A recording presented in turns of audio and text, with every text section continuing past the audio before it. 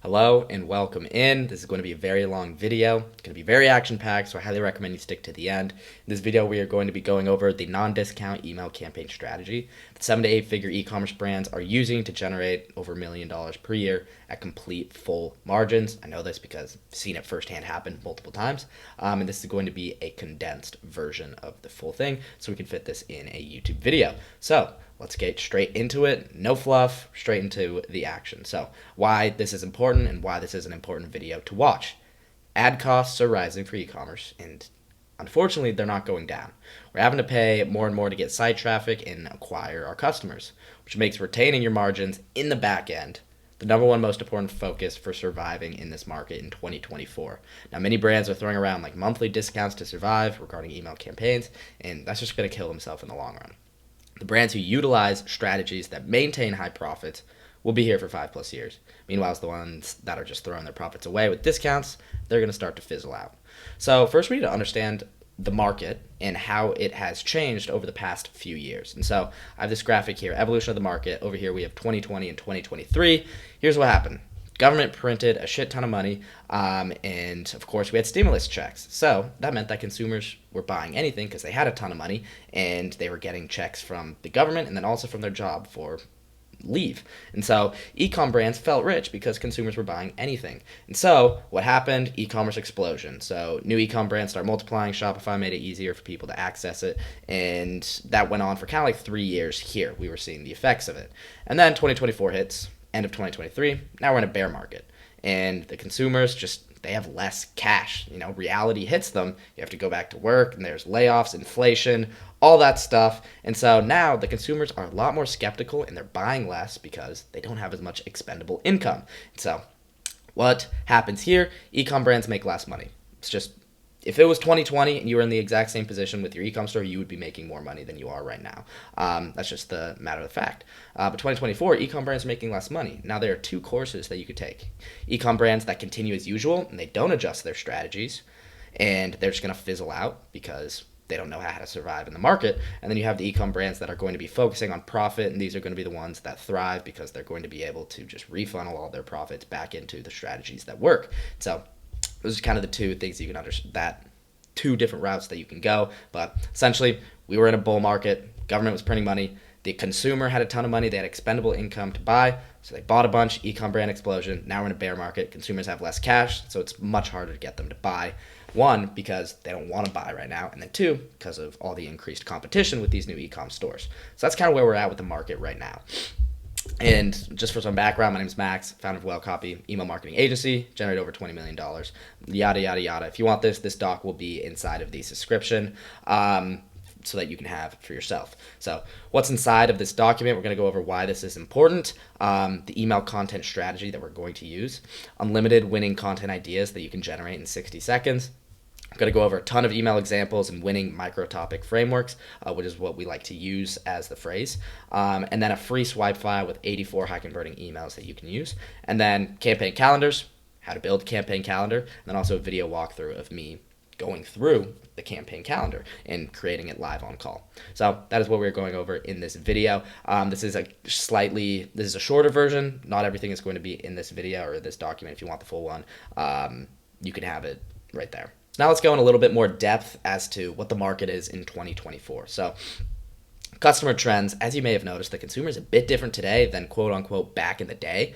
And like the days of buying pantaloons, you could acquire a customer and have them for life because there just wasn't much competition. There was only one pantaloon store in the town that they could buy from. And so you had that person for life pretty much. Fast forward today, there's a new pantaloon brand starting every week. I'd even say every day, multiple starting every single day.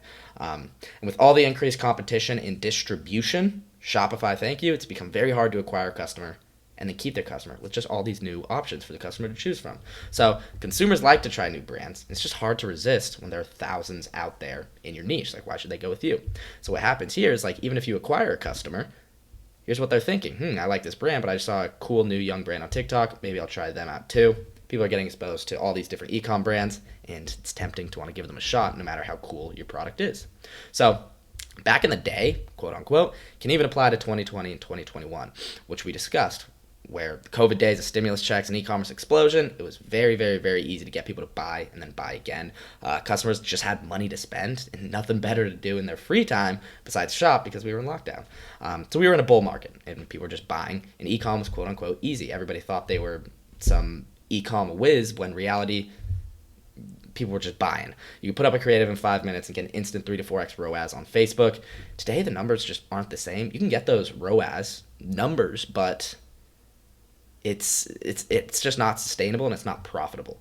So today, the numbers are the same because layoffs, inflation, interest rates, etc. It's made it even harder for a first-time customer to buy because they have less money.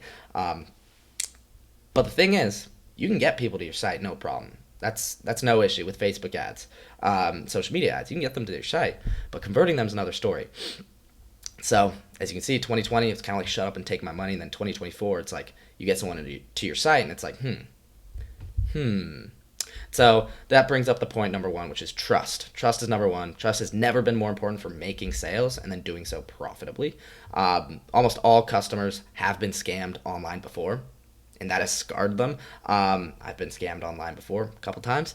And it's like that one time in high school when you got your heart broken. Every relationship going forward, you now have trust issues and will never overcome that scar.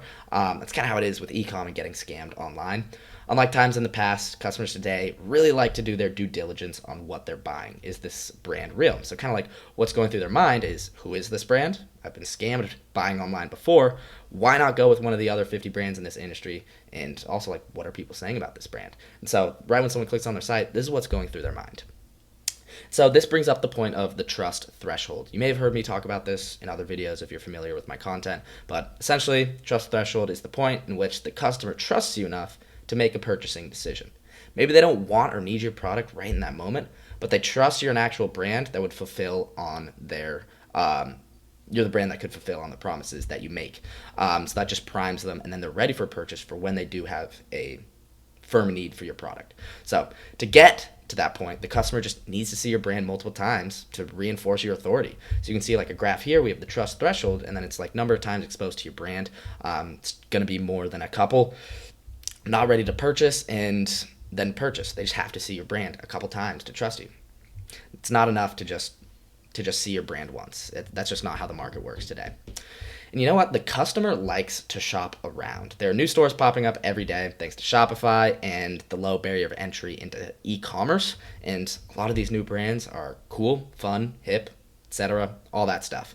And it's very fun to just scroll through Instagram and see what other brands are out there, which is your favorite, because there are all these cool brands people like buying, like t-shirts, for example. You like looking at new designs and things like that.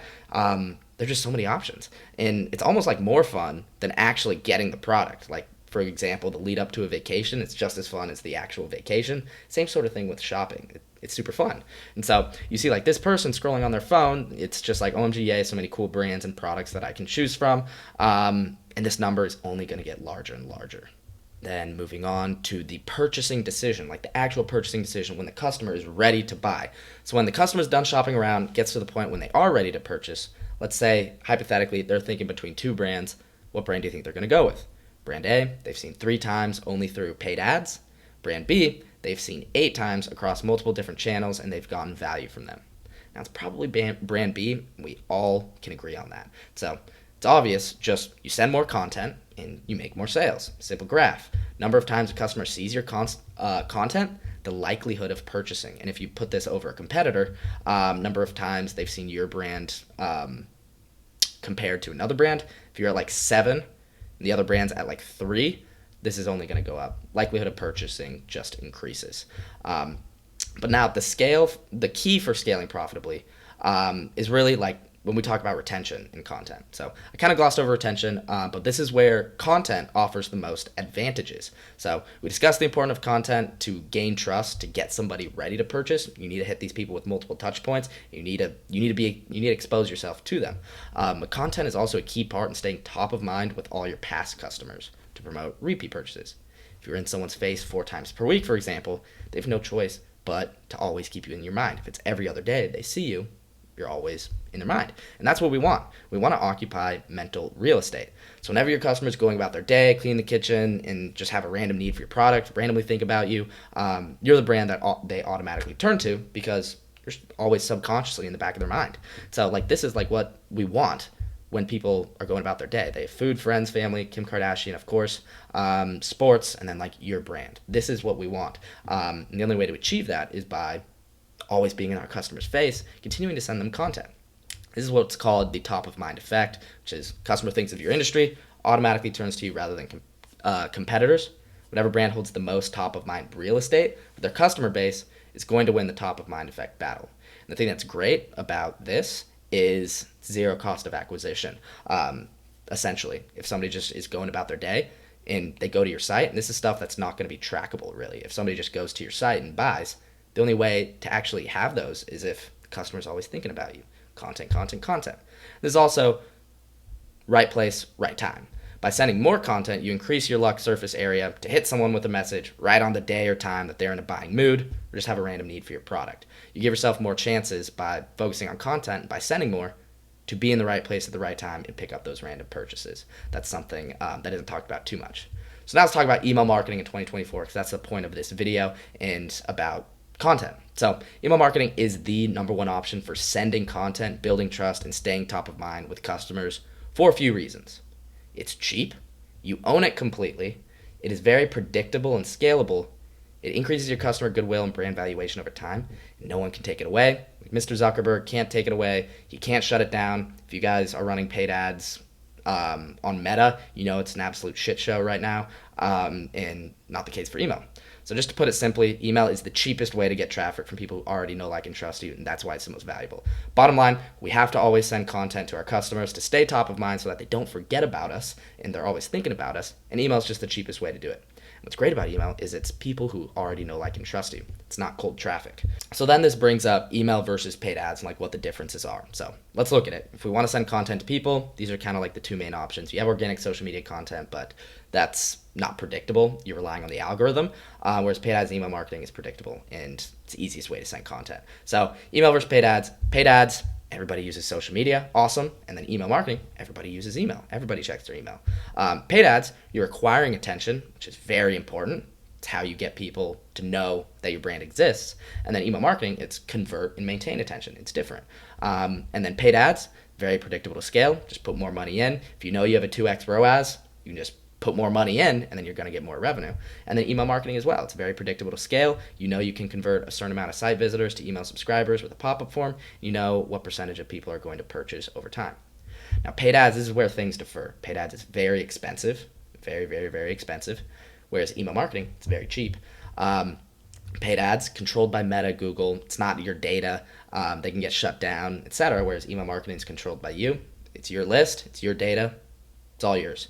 And then paid ads, primarily cold leads, which has its pros and cons because you're getting cold traffic and you're acquiring attention. But as far as conversions, it's hard to convert cold leads. Whereas email marketing, it's warm leads who already know, like, and trust you. That's how I like to kind of look at email is it's like paid ads because the point of paid ads, get site traffic. The point of email marketing, drive people to your site. It's the difference. Paid ads, as long as it's just like acquisition ads, it's to people who don't know you, whereas email marketing, it's pretty much like an ad to people who already know, like, and trust you. It's just it costs way less than paid ads. So like you can see like raising ad prices, cost per click prices over time since the bull run of COVID, inflation, all this stuff. It's going to continue going up, which is unfortunate. Now, don't get me wrong. This is not anti-paid ads propaganda because the email needs paid ads and traffic to grow the list and to function. There's no email without them. This is just to show that they have different uses. What I want to stress is that email should be relied upon more for repeat content, not the initial first touch point. So what we want to do is we want to get that initial first touch point with our paid ads. We want to gather attention that way. And then everywhere from lead nurture, so after we have their attention, we want to grab their attention and hold it until they're ready to purchase. And then also after they purchase, we want to rely on email to get repeat purchases just because it's a lot cheaper than Facebook ads and all that, and we're worried about profit. So too long, didn't read. Skeptical buyers and increased competition have made it harder to acquire customers, and expensive and rising ad prices make email the best option for sending cheap content at scale to build trust and make repeatable sales. Now we can get straight into the optimal strategy for making 7-figure profit with your content strategy. So specifically to email, let's talk about how often you want to send. So I'll save you 2 years of A/B testing, a ton of gray hairs, and a ton of wasted like cash and opportunity cost for campaign frequency. So we've tested it all from 2 per day to 2 per month, and here's kind of what we found: sending 1 to 2 times per week versus sending 5 to 7 times per week versus sending 3 to 4 per week. With sending once to twice per week, the customer just forgets about you. You're only in their face once per week. People are getting exposed to 70 different e-com brands on average every day. If by the end of 1 week, that's 7 times 7, 490 e-com brands they've seen before they see you again. They're going to forget about you.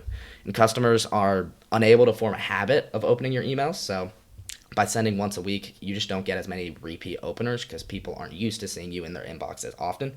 And then you're just leaving money on the table. We found that you can get decent engagement, but there's just less revenue than if you send more.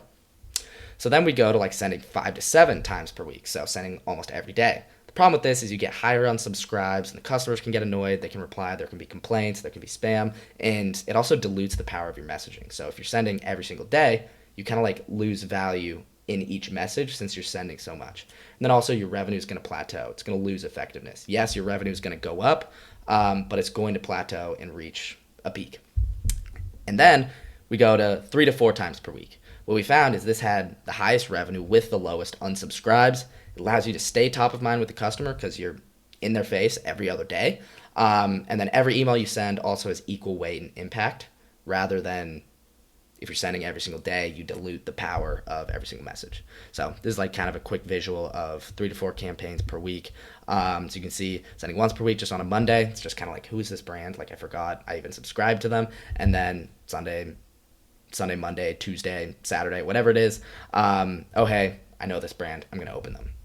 So that's kind of what the thought process is there. So to build upon that, why not send once per week? It's not going to cut it. And again, 490 different brands that people will see over the course of a week. It's very easy to forget you in the mix.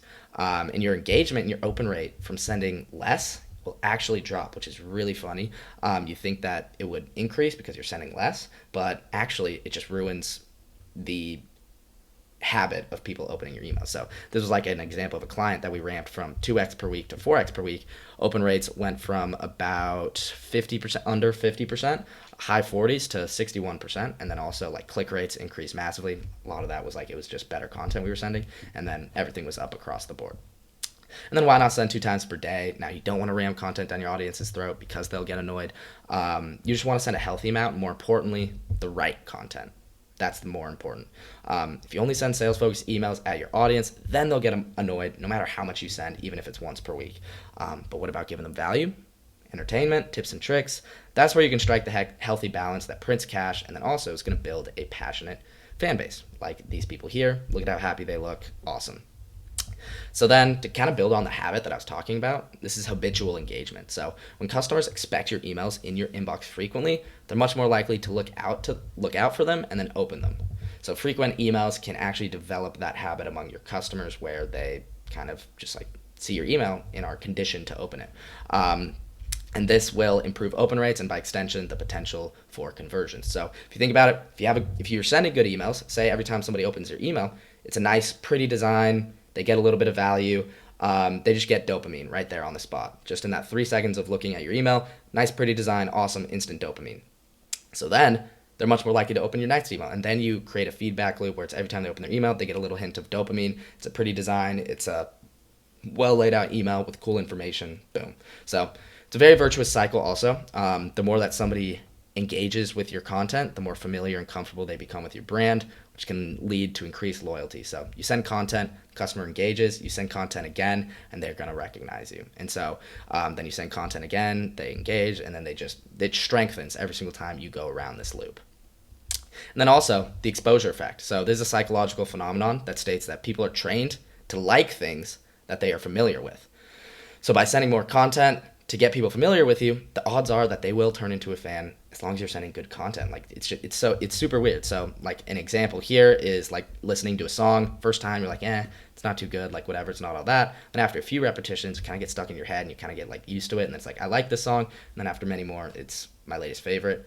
I know it's happened to me where it's like a song where I started off like it like annoyed me so much, and then you just hear it so much on the radio that like you start to like it and you start to know the words and you start to like kind of look forward to it, and then it becomes like a favorite. So that's kind of what we're trying to do with sending our emails and being consistent with it. So now what do we send? Now nobody wants to only receive offers, discounts, and pick me type content. Yes, offers and discounts are great and they keep your list engaged, but by doing so, you seem needy and annoying. Nobody wants to buy from somebody who seems needy. That's just going to increase your sales resistance. So if you're altruistic and kind of just like make the decision for yourself and you avoid asking for sales, you're accomplishing two things there. You avoid annoying your list with discounts over and over again. And then also you position yourself as a sought after brand who doesn't need to beg for purchases, because if you're saying like buy our stuff right now, it's kind of like you're begging them, and it's like, why do they need to beg me for purchases? Like why? Whereas if we're just like, make your own decision, these are our products, these are the facts, you can choose for yourself, then it's like, oh wow, like they don't need us to make a purchase, people must really like them and they must be doing well for themselves. So you can like look at bad content here, ton of stale, buy our stuff, gone forever, buy or die, and good content, tips and tricks, message from our founder, watch out for this type of thing in our niche, our favorite picks, what does XYZ mean, things like that is kind of what you want to be focusing on as good content and get your customers looking like this happy cat here.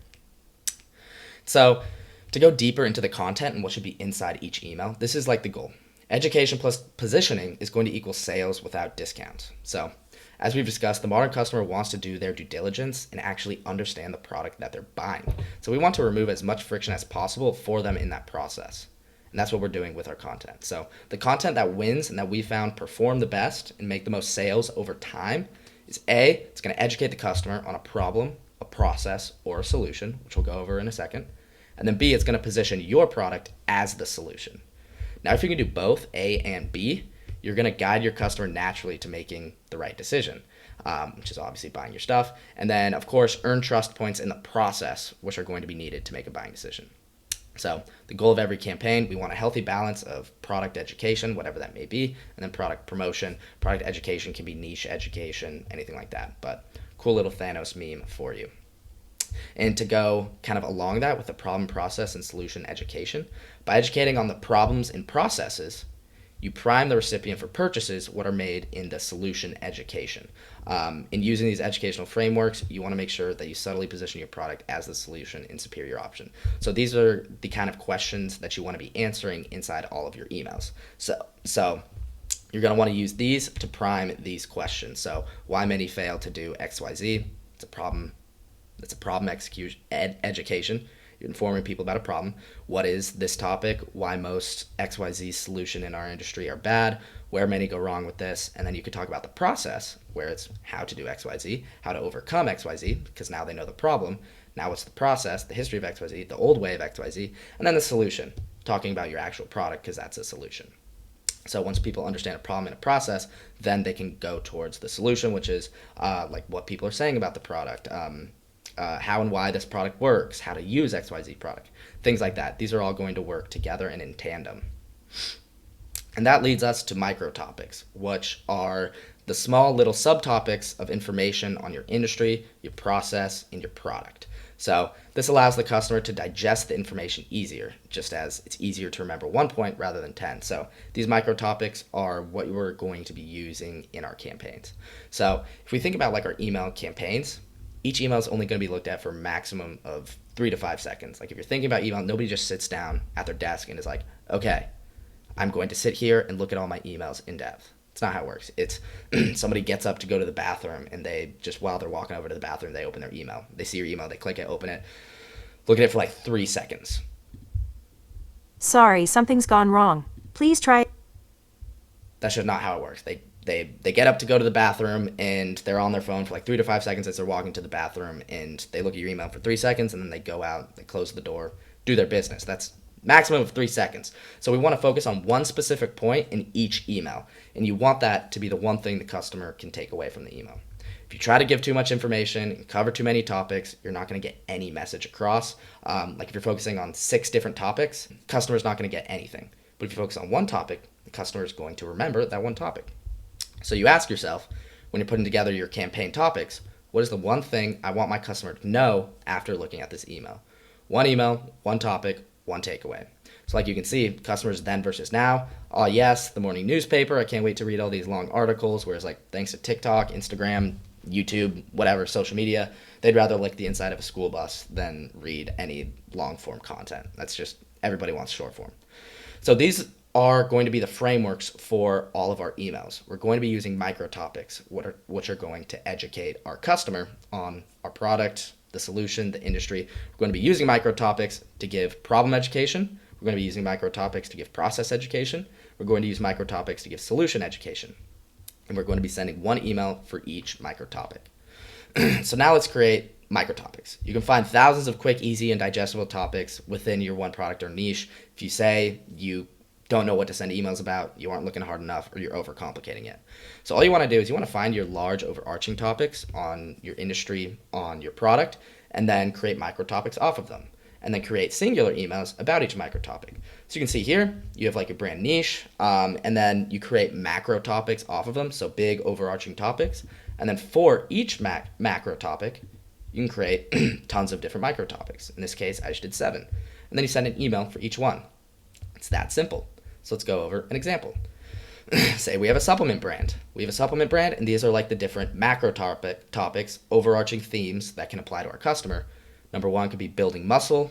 Number 2 could be burning fat. Number 3 could be dieting in your food. Number 4 could just be overall health, not necessarily like just overall. And then if we take one of the macro topics, like diet, look at all these micro topics we can make. The best foods for dieting. How to know if you should diet. The best workouts while dieting. The best supplements to support dieting. Hacks for dieting. How to lower your appetite naturally, which will help with dieting, and then like an ingredient highlight of your supplement that'll help you diet. So that's just an example, and you could do all of these for each macro topic. You can create a ton. So how to come up with unlimited email micro topic ideas. If you're lazy and you don't want to do this, then here's how to use ChatGPT. So we're going to leverage AI. Now, like I said, the best topics will come to us naturally, but AI is fun. And as we know, AI isn't perfect, but it can give us some great starting points. AI will help build hundreds of ideas in just minutes with quick email micro topics.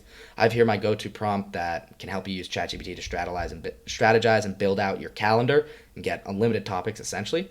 But this prompt is going to give you 100 different ideas, which can last you a full year of non-discount campaigns if you have 100. And then if you want to just recycle them, you should.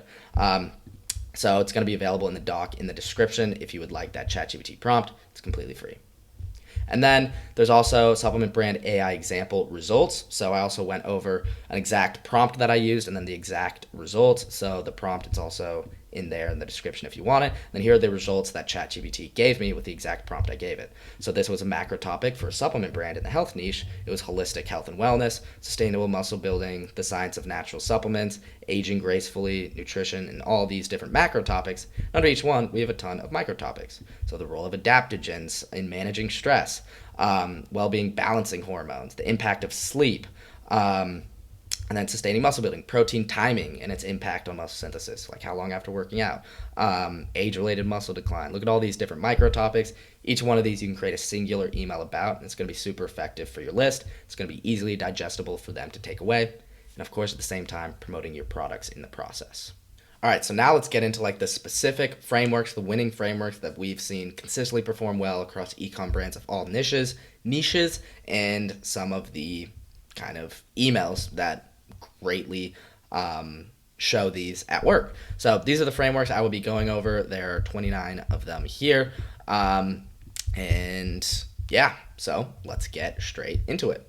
So the one benefit email. So what is the one benefit email? Highlight a singular benefit about your product and what it brings for the customer. Very self-explanatory. You should easily be able to come up with 10 plus of these singular benefits for each product in your store. And you can repeat these campaigns over and over again. Customers need repetition to remember. So that's what we're doing, a singular benefit. Now why? By highlighting a single benefit, just one, we make it a lot easier for the customer to remember what we're wanting to say. That's a micro topic. If you give somebody 6 benefits, they probably won't remember any of them. But if you just do one, the customer will be able to take that away in the 3 seconds they're looking at their email. So how are we going to do this? You should have a good idea of the benefits of your products. Just write out 10 of them, and you can create singular emails about each single benefit. And you can spread those out and do like 2 a month. and that's going to cover you for 5 months. You shouldn't really need to use ChatGPT for something like this, but you most certainly can, and there's a prompt here if you want it. So now let's look at these two examples. Here's one. Banish festive fogginess. So this was sent around the holiday time. Ever feel the holiday haze creeping in? Creeping in. Wow. We've got this. It's our product. And so look at this. Simple step by step. Look at how simple this email is. It has a singular benefit. They're outlining a singular benefit of their product. Conquer brain fog. Notice how they're not saying conquer brain fog, increase your muscle strength, increase focus, do all these different things. That's just going to overwhelm the person, and they're not going to take anything away rather than just focusing on one. Then there's another one from Seed. They're just saying 61% of people experience digestive discomfort. The good news, our product contains strains that are clinically shown to reduce bloating after 2 weeks. Awesome. Look at how simple that is. Super simple email, micro topic. Now this person knows their single benefit, you can get rid of bloat with this product. These are great examples, and they keep it real simple, and they just focus on one specific thing. So staying on the topic of one specific thing, now instead of one benefit, we're going to talk about one feature. So what is this? Rather than looking at a benefit, we're going to be focusing on one feature of our product. For all the people who say focus on the benefits, not the features, it's true, but it's a flawed claim that you've seen thrown around because people love features. Like if any SaaS product, any software says AI in it, people are going to go crazy because AI is like the big thing. That's a feature of a product. If you say that your like supplement has a certain digestive way enzyme, that's a feature. That's awesome. And people like to know that stuff. So that's cool. So your features are what make your product unique also. Like every protein powder is going to say the benefit like gain muscle. So if you just focus on the benefits, you're the same as every other supplement protein powder out there. But not everyone is going to have the feature of pre-digestive whey, which is a feature, and people do care about that, which people will find unique and want to buy. So what you may think about your product is common sense, maybe unknown to your customer. So that's from David Ogilvy. A lot of times, like people, they think that like the customer knows this. The customer like already knows this, but like they don't. Like they don't know, and so you need to tell them everything and show them stuff. So write out every material or ingredient like in your product, and each one of those can be a singular feature. So whether you're selling like a physical product like clothing, every material, what's in like your T-shirt that makes it so cool. We use this like polyester, I don't even know, spider silk, whatever you want to say, or if you have like a product that you consume, ingredients. Now each one of these can be a singular benefit highlight. So look at these examples. Here we have tamanu oil, which is an ingredient of their product, and they go over that single ingredient. They didn't go over tamanu oil, this essential oil, this vitamin, this. No, because then customer's not going to get anything away from it. Instead, it's just one specific thing, and they talk about it. Same as here, it's like what we mean by instantized creatine. So that specific feature of the product, rather than it being just like what's creatine, like how is it instantized creatine, and talking specifically about that point rather than all the features of the product, of the supplement. That brings us to a very effective email, which is probably my favorite and one of the most effective, and that's just the frequently asked question email. So we just find common questions that your customers may have about your product and just directly address that one frequently asked question. So why? What may be common sense to you as an expert in your industry may not be for your customers, as I discussed earlier. So rather than drown out our FAQs in a long-winded email addressing all of them, we just want to focus on one to really drive that home and get it nailed into the customer's brain. This way they just have no other choice but to agree. So how? Think of yourself as an alien from Mars who just came to Earth, just found out about your product. What would that alien ask? Gather data from your support team and the questions that they get about the product, and that's going to help. You can also use ChatGPT to help find common questions. So there's a prompt available there as well. So here are like some examples. When can I expect to see creatine's effects? It's a common question. Just a quick email. When can I expect? 7 to 14 days. Shop creatine. And so you just overcome that objection of like, is it going to take a while? Then this product, can whitening your teeth hurt them? So if you're using whitening products, is that going to hurt your teeth? Here's the truth. Here's the truth. Like, no, like you could, but here's the problem with most whitening. And then here's why we have a damage-free solution. This is a great email that talks about, that overcomes that objection of whitening, and then also positions your product as the winner. This is a perfect micro-topic example in product promotion. So great example there. And then we have a what's inside email, which is kind of how it sounds. If you sell a package deal or you have a consumable good, explain everything that comes with an order. And now one of this could be your ingredients, kind of falling back to our other example there. It's like what's inside your product and what's inside like your bundle. So people like to know exactly what they're getting. That's a why. It will help clear out some uncertainty that someone may have about ordering, just any little uncertainty you want to get rid of. So some brands will like give away free product guides with every purchase, but they don't even tell their customers about it before they buy, where it's like if you have a, I don't know, some tech thing or some setup like some new lights or whatever, you could just say there's a free installation guide when you purchase. Make an email about what do you get when you buy. You get this installation guide, you get a video installation guide, you get the actual product, you get a replacement, you get a ton of extra parts, like just including that, because a lot of customers won't even know that until you tell them. Now that's a nice bonus that can help somebody get over the edge. If you sell a consumable product, you want to list out everything of your food, beverage, or supplement. People want to know exactly what they're getting in the body. And so make sure that you're spreading out emails going over what's like in your products. So how? Just unpack everything in your bundle or product and display it in a list format, and then make sure it's easily skimmable and digestible. So unboxing AG1. So this is like the welcome kit. What's exactly in the welcome kit? It's this, this, this, and this. Awesome. Now you can get it here. So just look at that. Person probably didn't know what it was before that. And then we have like the 7 super ingredients. So these are exactly what's inside. What's inside? These. Make it super quick, not writing a ton of info about each ingredient. It's just super quick. Now, it's kind of a similar one, how it's made. So just email explaining the creation process of your product. So similar to our points before, what may be common sense to you as an expert in your industry may not be to the average customer.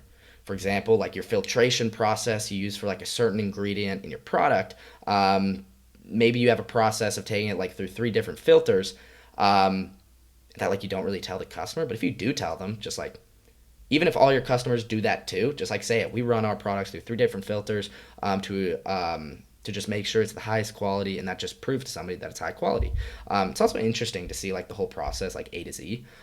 This gives your product a story and then adds background to the product that your customer will soon be holding in their hand. People like to buy stories.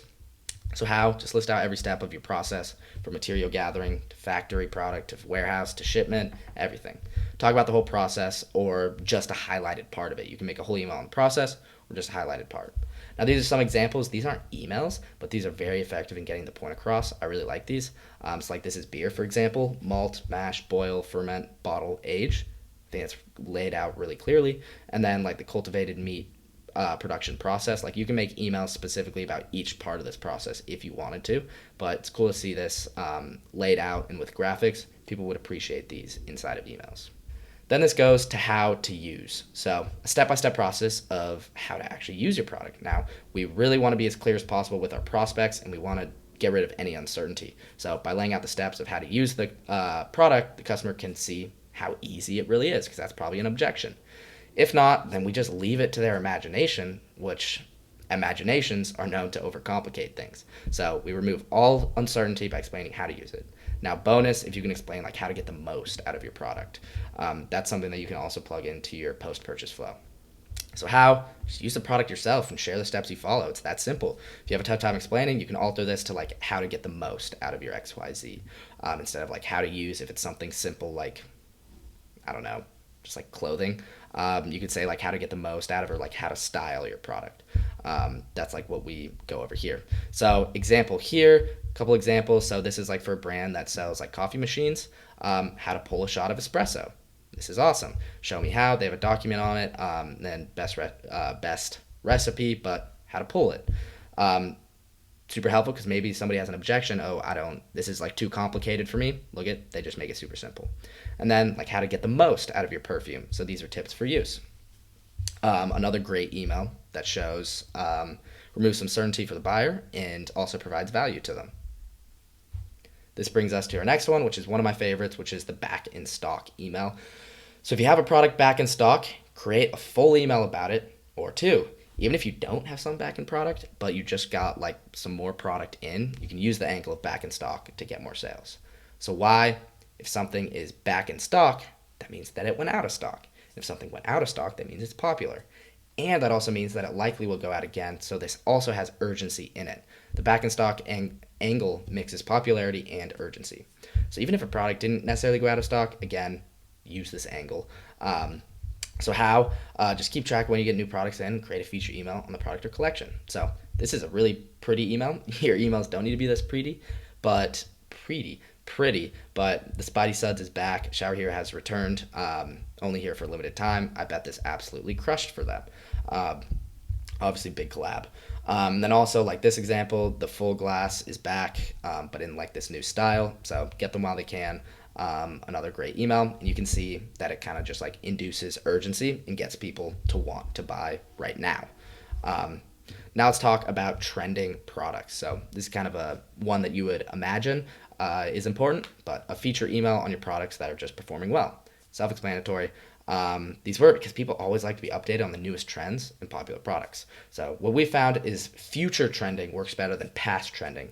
So you want to frame it as here's what's going to be trending like now or like this summer coming up versus here's what's popular last summer. So if you create an email in June where it's like here's what was popular last summer and it'll be popular this summer, that's not going to be as effective where if you say these have been heating up and these are what the hottest trend for summer 2024 is. So you really can't send too many of these emails. So how? Just pick a product or product collection you want to highlight and feature those. Bonus points if you can create curated product selections for the customer. So there's an example here in this one. This was a trending checker cases to a special collection page, which in Shopify is going to improve your conversions. So 2024's hottest case, checkered cases are #1 bestseller this year, and there are multiple different styles. So that's going to be really effective. And in there, there's a curated collection for the checkers. And then here's another example, green with everything because it was like around March. It's a seasonal thing. Seasonal selling works really well. Always play into the seasons when you can. These perform exceptionally well. Moving right along, now we have reviews and testimonials. So what are we doing? Just pulling reviews from our site and products and making an email featuring them. So why? Testimonials do a few things. For one, they prove that you're a legit brand and you're going to deliver your products. Two, they show that other people are fans. And as we know, humans like to follow the herd. By hearing others took the leap and are happy, new customers more likely to. So how? Just pull testimonials. You can even take social media comments and integrate those. Those can always work really well. Now, look at these testimonial emails. Notice how they're not massive. They're not just overwhelming the reader. Instead, this just has 2 reviews here, long reviews. If you're going to do long reviews, only do a maximum of 2 of them. Super simple email. And then this one, it's just quick social media comments, which is awesome. Can't go a day without my greens. Greens are a need, not a want, a need. The best greens in the world. And it's very effective that they also have the dates on them there because it's recent. And obviously, great copy as well. Super simple email. That is what we want. Testimonials are always going to be great. And then us versus them. Just an email comparing you versus your competitors, clearly laid out. Why? Now here's a theme that you've probably noticed with all the emails that I've gone over. We want to display things super clearly for our customer. This is going to be a tougher one to execute because you don't want to beg the customer for a purchase, and you lose frame, and that increases sales resistance. But you do want to display the facts and show them how you differ. This will help them choose you over your competitor. So how? We're going to create a table, ChatGPT prompt here if you want it. So here's some examples why we shine here. There's like them versus us. Quick, easy, digestible points. Love it. Super simple email. And then here's like another one. Us versus them. This is great copy. This product versus that product. Love always wins. Here is the, it's clear that like this is the better option. And then shop now. So awesome. Check out the whole career at the bottom. Simple emails. Clearly displays the facts for the customer. And then we have a myths versus facts email. So what? Email going over common misconceptions in your industry versus the facts. Why? There are plenty of misconceptions customers can have on your product and industry. Similar to the FAQ email, we just want to address them straight up. The bonus of a myth versus facts email is that it's an engaging headline and intriguing topics. So we're overcoming objections and, of course, making sales in the process. So you can go over one myth and then the facts. You can make multiple emails out of this. You can make a series out of this too. That's something that we've seen work well in the past as well. Or you could just go over like rapid fire, some myths versus facts. So you can think about common misconceptions or you can use this ChatGPT prompt. So here's some examples. Sunscreen myth busting. Argumented formula to break all the beliefs you had about sunscreen. So myth busted, myth busted, myth busted.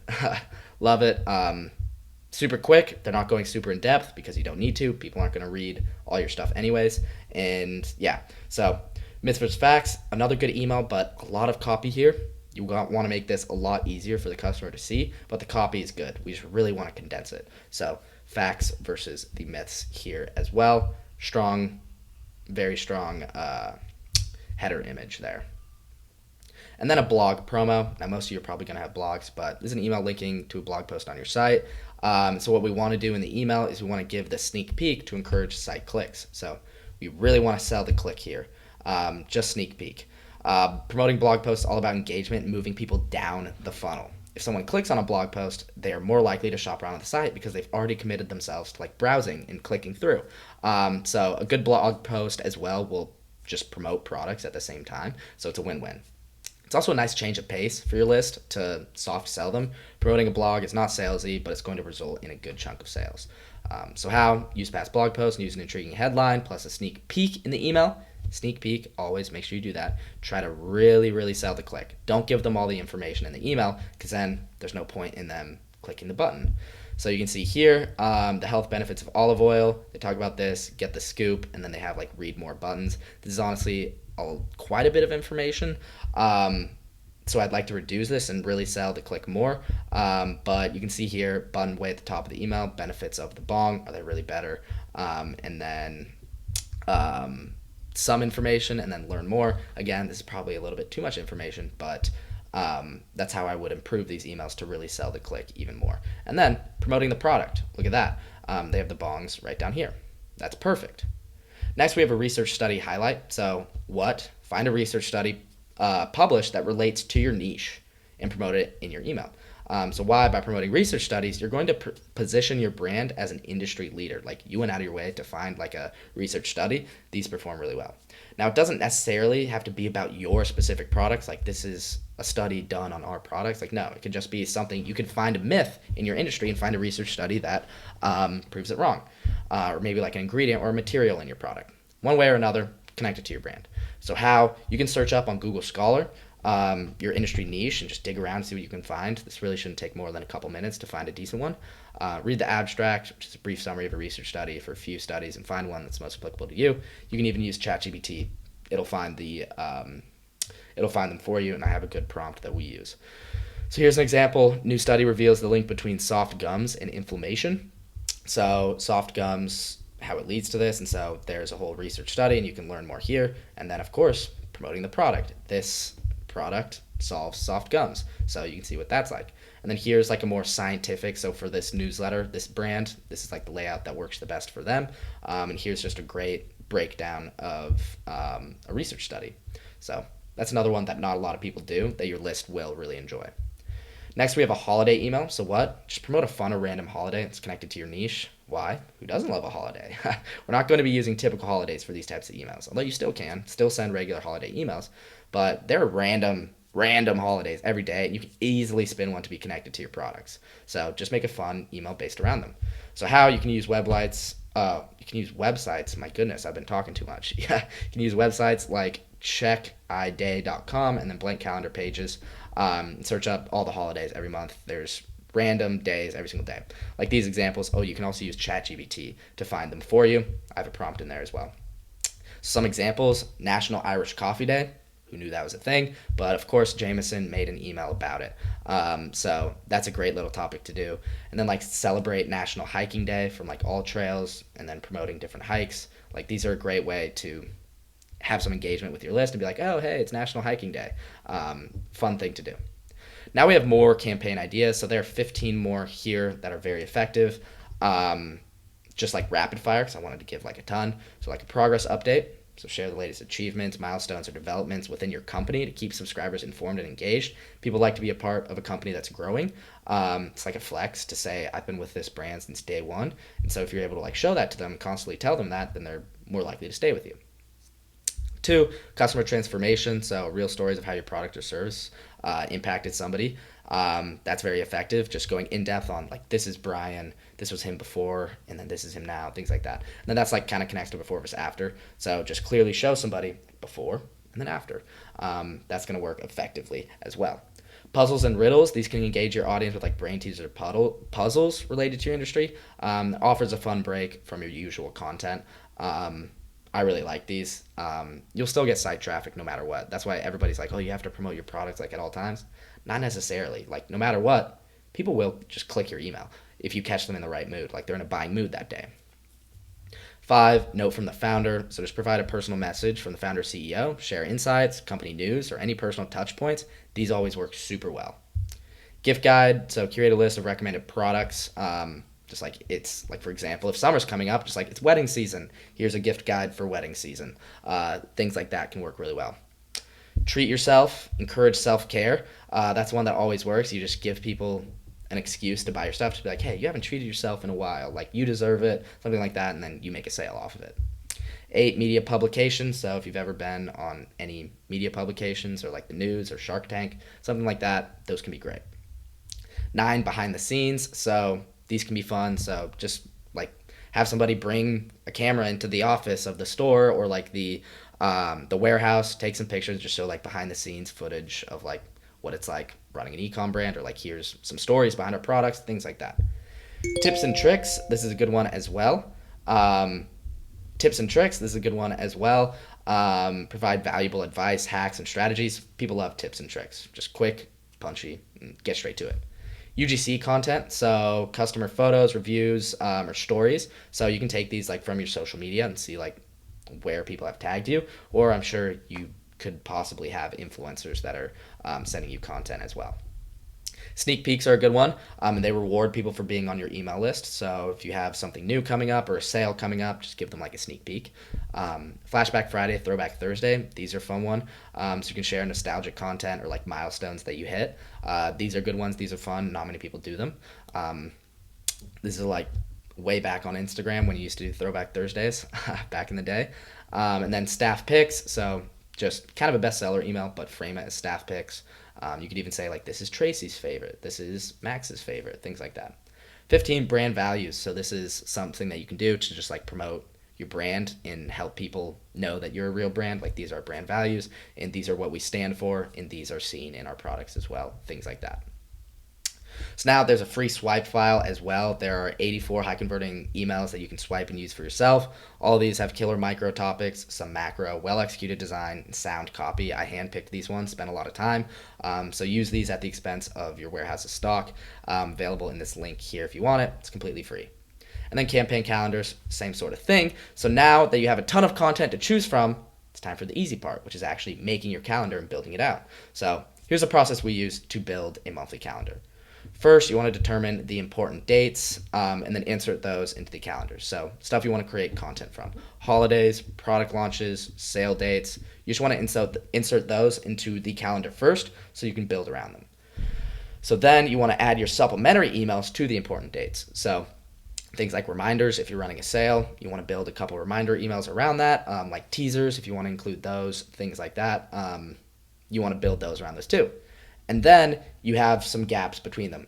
Like maybe you were running a sale for the first week, and then like the third week you were running a new product launch and you're promoting that. Now we want to fill in the gaps with our micro topic campaigns that we just came up with and have just used.